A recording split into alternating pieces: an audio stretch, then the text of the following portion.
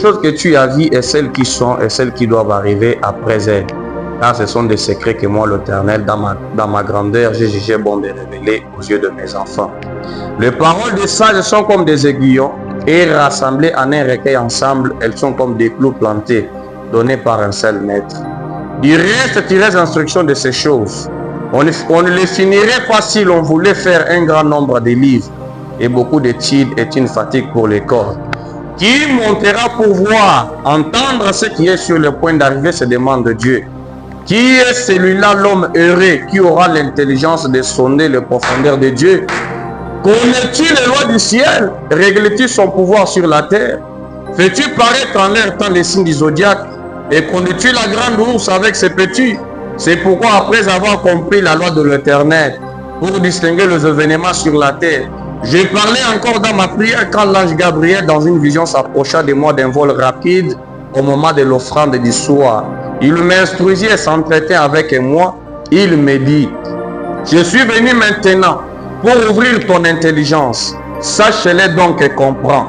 Depuis le moment où la parole a annoncé qu'il y aura l'apparition d'une puissance mystique de la bête romaine et de l'imposteur de la vraie parole qui sont les papes de Rome, qui va entrer dans l'église jusqu'à la venue du Seigneur Jésus-Christ, qui est prêt de s'accomplir et qui, donc cette vision, ce qui est la seconde venue, qui est prêt de s'accomplir, et sache et comprends qu'il y aura ceci, alors écoute. Après l'alignement de cette planète, le tremblement de la terre qui a eu lieu ici à Lubumbashi vers 22h36, le lundi de 7 avril, tandis qu'une inondation grave s'est produite à Kinshasa, les hommes en ont perdu la vie. Ce n'est pas un hasard. Écoute et je te dirai ce qui est sur le point d'arriver. Dans le sens spirituel, un tremblement de terre annonce toujours un événement majeur qui est sur le point d'arriver. La mort de Jésus fut annoncée par un tremblement de terre. L'écroulement des murs en Inde, autant de frères Branham fut annoncé par un écroulement de terre. C'est pourquoi au Vatican, un plus vieux partisan de la puissance de la bête est mort, qui est le pape François, qui est mort après 13 ans de règne, car le nombre 13, c'est le nombre de la bête et de la femme de Christ, qui est l'Amérique aussi. Et le voir mourir à l'âge de 88 ans, ce n'est pas non plus un hasard. Voici ce qu'il en est. 88, selon l'analyse algébrique de la mathématique de Dieu, 8 plus 8, c'est Apocalypse 16, qui nous communique un message très clair qui veut dire, ce sont des esprits des démons qui accomplissent des prodiges et qui vont vers les rois des terres, afin de les rassembler pour le combat du grand jour du Dieu Tout-Puissant. Et tu l'avais constaté au moment où François voulait établir la paix entre l'Ukraine et la Russie et le Congo et le Rwanda. Après sa mort, les témoignages des hommes politiques en ont rendu témoignage. Voici, je viens comme un voleur. Heureux celui qui veille et celui qui garde ses vêtements, afin qu'il ne marche pas ni et qu'on ne voie pas sa honte.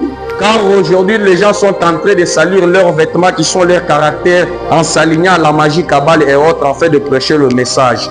Notez bien, il est resté 8 mois, ce qui équivaudrait à 240 jours pour que le pape romain François puisse avoir 89 ans. Qui en calculant par parallèle, c'est 8 mois, ce qui est 240 jours, ça sera 2 plus 4 et plus 8 et plus 0, ce qui est 6, qui est le chiffre de l'homme.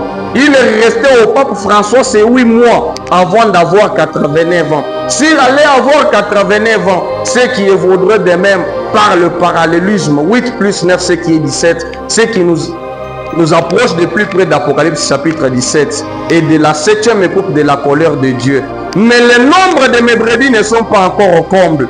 Dites à Shekinah Tabernacle de se consacrer, car si le pape François n'a pas accompli mon programme selon la prophétie, sachez ceci alors pour conclure. La bête que tu as vue, elle était, elle n'est plus.